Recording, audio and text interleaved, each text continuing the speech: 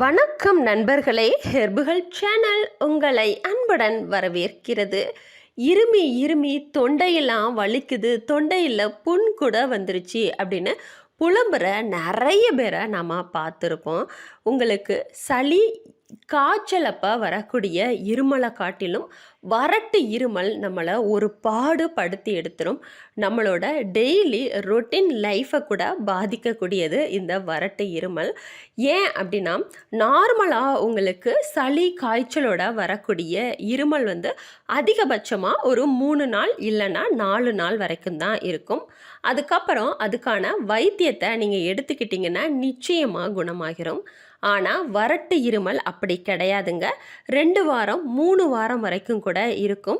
அது நம்மளை ஒரு பாடுபடுத்தி எடுத்துரும். ஸோ அப்படி நீங்கள் வறட்டு இருமலால் கஷ்டப்படுறீங்க அப்படின்னா அதுக்கு நம்மளோட பாட்டிமார்கள் கண்டுபிடிச்சி வச்சுருக்க இந்த வைத்தியத்தை ஒரு முறை சாப்பிடுங்க. ஒரு முறை சாப்பிட்டாலே போதுங்க. 5 நிமிஷத்தில் உங்களுக்கு இருக்கக்கூடிய எப்படியாப்பட்ட எவ்வளவு நாள்பட்ட கடுமையான வறட்டு இருமலாக இருந்தாலும் 5 நிமிஷத்தில் தணிஞ்சு போயிடும். அந்த அளவுக்கு ரொம்பவே பவர்ஃபுல்லான ஒரு பாட்டி வைத்தியத்தை பற்றி தான் இன்றைக்கி நம்ம பார்க்க போகிறோம். ஸோ ட்ரை காஃப் அப்படின்னு சொல்லக்கூடிய வறட்டு இருமல் நம்மளை நிச்சயமாக பாடுபடுத்தி எடுத்துரும். அதுலேயும் பகல் நேரத்தை காட்டிலும் நைட்டு தூங்க போகிற டைமில் தான் இந்த வறட்டு இருமல் அதிகபட்சமாக வரும். நல்லா நிம்மதியாக தூங்கலாம் அப்படின்னு நீங்கள் படுக்க போவீங்க.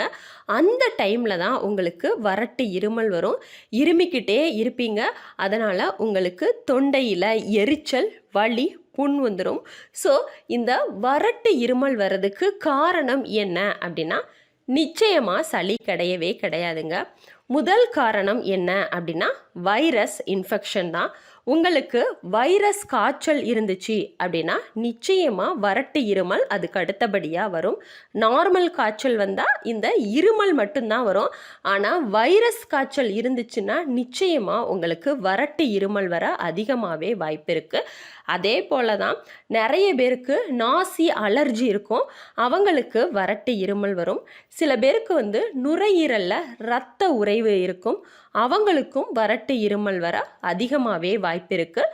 அதுக்கப்புறம் ஆஸ்துமா, காசநோய் இருக்கிறவங்களுக்கும் நிச்சயமாக வறட்டு இருமல் இருக்குங்க. ஸோ உங்களுக்கு எப்படியாப்பட்ட வறட்டு இருமல் இருந்தாலும் பரவாயில்லை. அதுக்கு நீங்கள் ஒரு முறை மட்டும் இந்த ரெமடியை சாப்பிட்டு பாருங்கள்.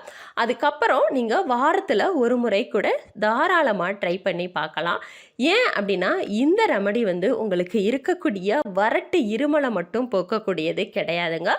உங்களோட உடலை எந்த ஒரு வைரஸும் அட்டாக் பண்ணாத அளவுக்கு உங்களோட நோய் எதிர்ப்பு மண்டலத்தை வலுவாக்கவும் ஹெல்ப் பண்ணும். ஸோ இப்போ உங்களுக்கு இருக்கக்கூடிய நாள்பட்ட கடுமையான தீவிரமான வறட்டு இருமலை வெறும் 5 நிமிஷத்தில் போக்கக்கூடிய பக்காவான பாட்டி வைத்தியம் என்ன அப்படிங்கிறத பார்த்துடலாங்க. ஸோ முதல்ல அதுக்கு ஒரு கிண்ணத்தை எடுத்து வச்சுக்கோங்க. அதில் ஒரு 1/4 டீஸ்பூன் அளவுக்கு நீங்கள் கருமிளகு பவுடரை சேர்த்துக்கோங்க. உங்கள் வீட்டில் கருமிளகு பவுடர் இல்லை அப்படின்னா ஒரு 5 மிளகை எடுத்து அதை சின்ன உரலில் போட்டு நல்லா இடித்து அதை பவுடராக்கி கூட நீங்கள் தாராளமாக எடுத்துக்கலாம். ஸோ அந்த வகையில் நான் இப்போ ஒரு 1/4 டீஸ்பூன் அளவுக்கு மிளகு பவுடர் எடுத்திருக்கேன். இந்த மிளகுல இருக்கக்கூடிய தன்மை நம்மளோட நுரையீரலில் சேர்ந்திருக்கிற சளியவும் அலர்ஜியவும் வெளியேற்ற ஹெல்ப் பண்ணுங்க. ஸோ உங்களோட நுரையீரலை ஏதாவது வைரஸ் அட்டாக் பண்ணியிருந்துச்சு அப்படின்னா நிச்சயமாக அந்த இடத்துல அலர்ஜி உண்டாகும். நுரையீரலில் பாதிப்பு இருந்தாலே உங்களுக்கு நிச்சயமாக வறட்டு இருமல் வருங்க. ஸோ நுரையீரல் அப்படிங்கிற உறுப்பில் உண்டான பாதிப்பை போக்கக்கூடிய காரத்தன்மை இந்த மிளகுல அதிகமாகவே இருக்குது.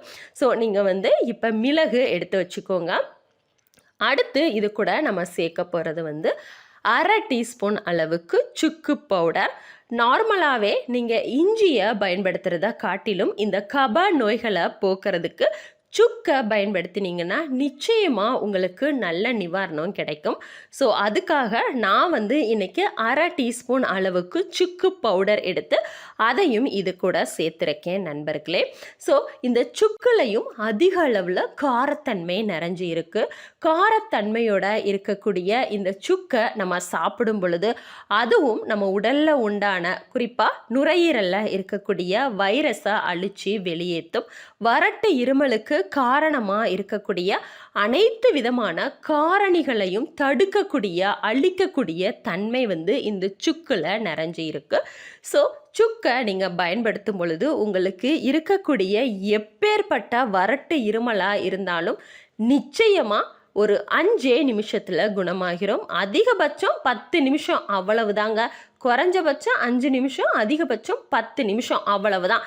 உங்களோட வறட்டு இருமல் எல்லாம் காணாமலேயே போயிடும்.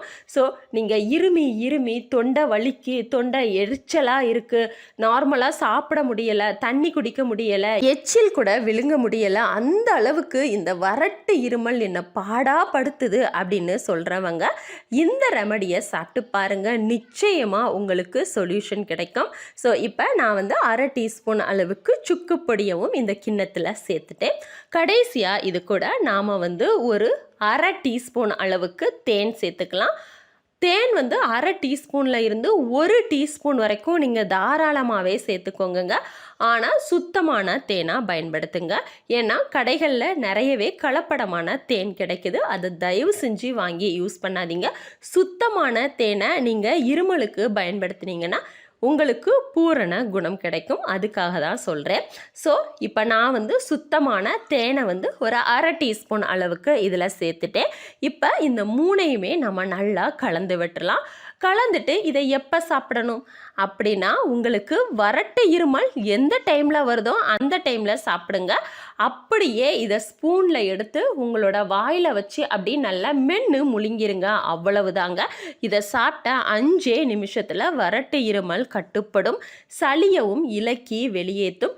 உங்களோட நுரையீரலில் உண்டான அலர்ஜியை போக்கும், நாசி அலர்ஜியை போக்கும், நோய் எதிர்ப்பு மண்டலத்தை வலுப்படுத்தும். எந்த ஒரு வைரஸும் அட்டாக் பண்ணாத அளவுக்கு உங்களோட நுரையீரலுக்கு பாதுகாப்பை கொடுக்கக்கூடியது இந்த ரெமடி.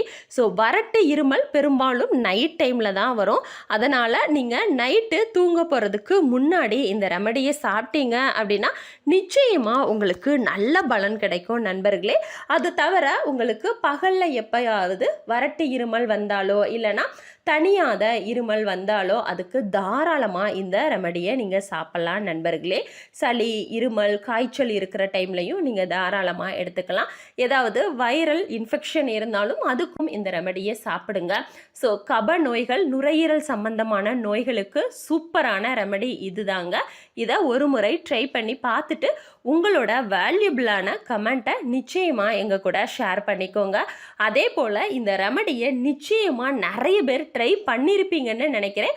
யாரெல்லாம் ட்ரை பண்ணியிருக்கீங்க அப்படிங்கிறதையும் நம்ம கூட கமெண்ட்டில் ஷேர் பண்ணிக்கோங்க நண்பர்களே. ஏன் அப்படின்னா இது காலங்காலமாக இருமலுக்கு அப்படின்னு இருக்கக்கூடிய ஒரு ரெமடி தாங்க. ஸோ நிறைய பேர் நிச்சயமாக ட்ரை பண்ணியிருப்பீங்கன்னு நினைக்கிறேன். இந்த பயனுள்ள வீடியோ உங்களுக்கு பிடிச்சிருந்தது அப்படின்னா உடனே லைக் பண்ணுங்கள், ஷேர் பண்ணுங்கள், கமெண்ட் பண்ணுங்கள். இது போன்ற ஹெர்பு மற்றும் ஹெல்த் ரிலேட்டடான வீடியோக்களை உடனுக்குடன் பெற நம்ம ஹெர்பு ஹெல்ப் சேனலை சப்ஸ்கிரைப் பண்ணுங்கள் நண்பர்களே. சப்ஸ்கிரைப் பண்ண மறந்துட்டீங்களா? இப்போ உடனே கீழே இருக்கிற ரெட் கலர் சப்ஸ்கிரைப் பட்டனையும் அது பக்கத்திலே இருக்கிற பெல் பட்டனையும் எனேபிள் பண்ண மறக்காதீங்க நண்பர்களே. வீடியோவை பார்த்தமைக்கும் பகிர்ந்தமைக்கும் நன்றி.